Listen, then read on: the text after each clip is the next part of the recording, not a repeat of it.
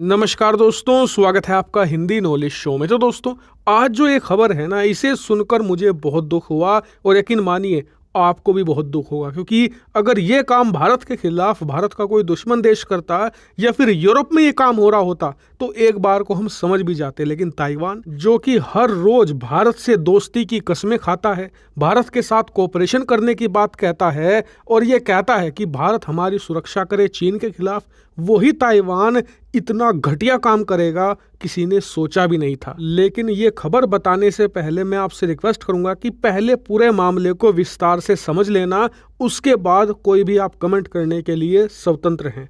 तो चलिए पूरे मामले को मैं विस्तार से बताता हूं। तो देखिए, अब से एक हफ्ते पहले आपको याद होगा मैंने आपको एक खबर दी थी कि ताइवान भारत के साथ एक इमिग्रेशन एग्रीमेंट करने वाला है, जिसमें भारत से करीबन 1 लाख ब्लू कॉलर वर्कर जाएंगे ताइवान में। ताइवान को जरूरत है वर्कर्स की और इसीलिए वो भारतीय वर्कर चाहता है। और इस खबर को ऐसा नहीं कि भारतीय मीडिया ने उछाला था या अमेरिकी मीडिया ने दिया था, जी नहीं, ताइवान की मीडिया ने खुद इस खबर को छापा था। स्क्रीन पर आप आर्टिकल देख सकते हैं, अब से 5-6 दिन पहले का। और ताइवान की जो मिनिस्टर हैं उन्होंने भी कहा था कि इस साल के एंड में दोनों देशों के बीच में ये MOU साइन हो जाएगा। इस एग्रीमेंट से दोनों देशों को फायदा होता, खास करके ताइवान को ज्यादा फायदा होता, क्योंकि ताइवान में लगातार वर्कर की शॉर्टेज हो रही है। जो वहाँ की इंडस्ट्री है, जो लोकल कंपनियां भी हैं, वो लगातार ताइवान छोड़कर भाग रही है, क्योंकि वहाँ पर काम करने के लिए वर्कर ही नहीं है। और इसके ऊपर से जो वहाँ पॉपुलेशन है वो लगातार भयानक तरीके से गिर रही है।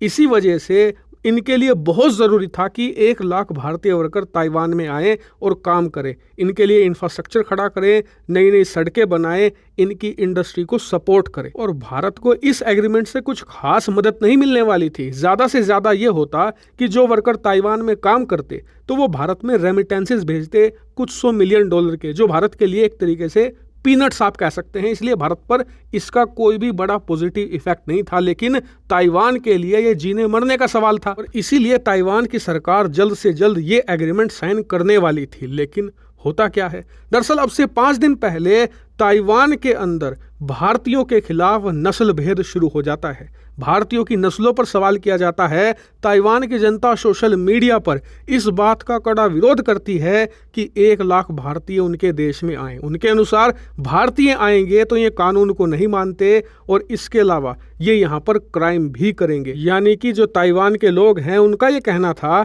कि भारतीय लोग आएंगे तो हमारे देश में क्राइम बढ़ेगा, जिससे असुरक्षा का माहौल होगा और हमारा देश सुरक्षित नहीं होगा।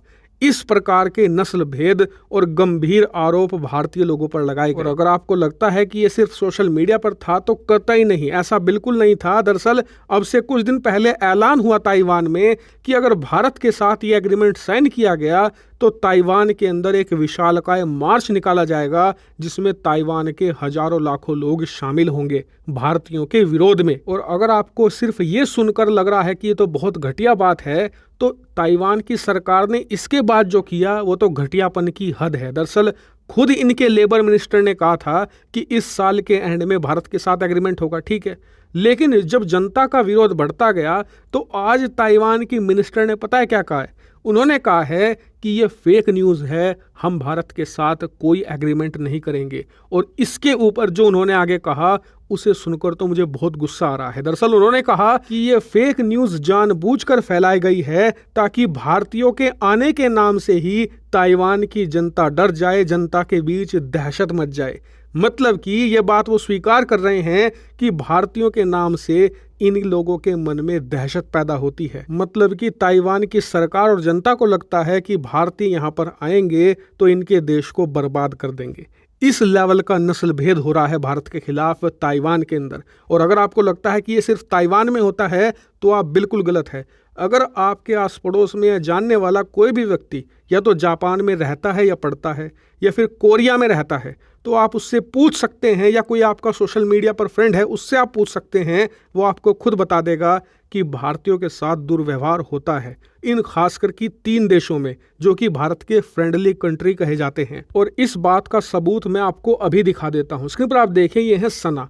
ये सोशल मीडिया पर खूब एक्टिव रहती हैं, खासकर की ट्विटर पर, और जर्नलिज्म भी करती हैं। ये पिछले 4 साल से ताइवान में रहती हैं और उन्होंने 2 दिन पहले ट्वीट करके बताया, जब खबर निकलकर सामने आई कि भारतीयों के खिलाफ खिलाफ मार्च निकाला जाएगा। इन्होंने बताया कि ये कोई नई बात नहीं है, भारतीयों के खिलाफ रेसिज्म आम है, खासकर कि ताइवान के जो यंग जनरेशन है वो भारतीयों से ज़्यादा नफरत करती हैं। ऐसे में भारत सरकार को इसके खिलाफ कदम उठाना चाहिए। और पता है इससे भी दुखद बात क्या है? दरअसल ऐसी स्टोरियां आपको जापान और दक्षिण कोरिया के खिलाफ बहुत सारी मिल जाएंगी इंटरनेट पर, लेकिन दोनों देशों की सरकारों ने आज तक रेसिज्म के खिलाफ कोई एक्शन नहीं लिया। कम से कम अगर आप अमेरिका में या फिर यूरोप में आपके खिलाफ रेसिज्म होता है तो आप उसे रिपोर्ट कर सकते हो और प्रायोरिटी बेस पर उस मुद्दे को हल किया जाता है। लेकिन इन देशों में इस चीज़ के खिलाफ कोई मैकेनिज्म नहीं है। और उससे भी ज़्यादा परेशान करने वाली बात यह है कि इस रेसिज्म के बावजूद हमें इन देशों का साथ चाहिए चीन को डिफीट करने में। ये हमें करना ही होगा अपने राष्ट्र हित में, ना कि इनके हित में। हालांकि इस मुद्दे पर आपका कोई भी अब कमेंट है तो जेन्युइन तरीके से बताइएगा। फिलहाल इस वीडियो में इतना ही। Thank you very much for watching.